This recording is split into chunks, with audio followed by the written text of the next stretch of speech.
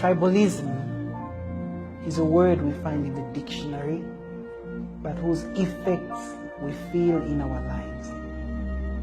Many years ago, I traveled to a different country, and for the first time in my life, I felt segregated because I was in a place where only 1% of the population was black. And from then on, I felt the effect of being segregated for how I look. So what is tribalism? Tribalism is the segregation of other people based on ethnic background that has to do with the language that they speak. In other words, you belong here because you speak that language. We belong here because we speak the other language. Therefore, the benefits or the advantages and disadvantages are shared according to tribe. What are the effects of such a thing that sometimes we do knowingly and other times unknowingly? Generally speaking, wealth is unequally distributed.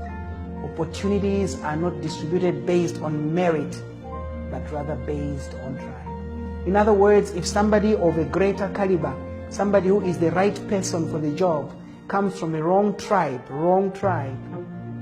we end up giving it to the right tribe. Imagine a driver, you're supposed to have a driver with a class CE to drive a big bus. And because you're a tribalist person, you end up giving the bus to a driver with a class B. That means the passengers are not safe. One of the effects of tribalism is retardation, lack of national development, lack of unity, lack of cultural and mutual symbiosis, which God designed for us in His natural equilibrium.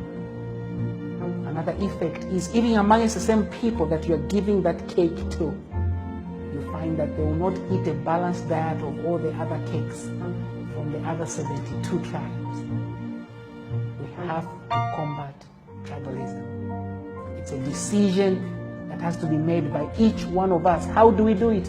From the politicians to the students, from the clergy to the bus conductor, from the driver to the nurse, from the maid to the sewerman, every one of us, from the motivator to the lawyer, the judge and the cameraman, and to you out there watching and listening. It is our responsibility.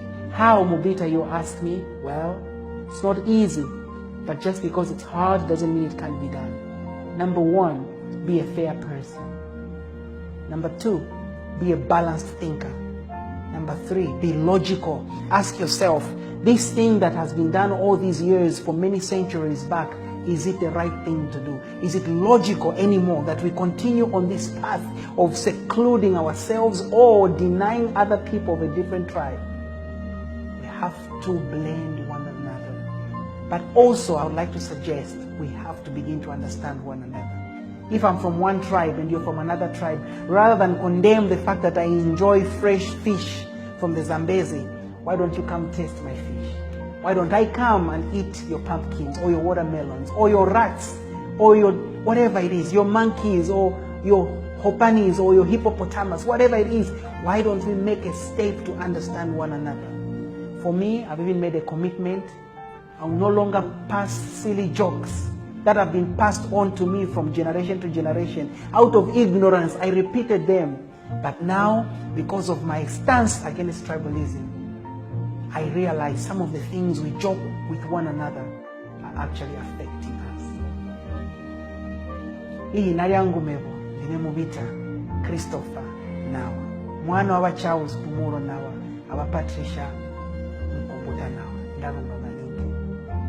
I am Mubita Christopher Nawa, and every ounce of energy in me fights tribalism.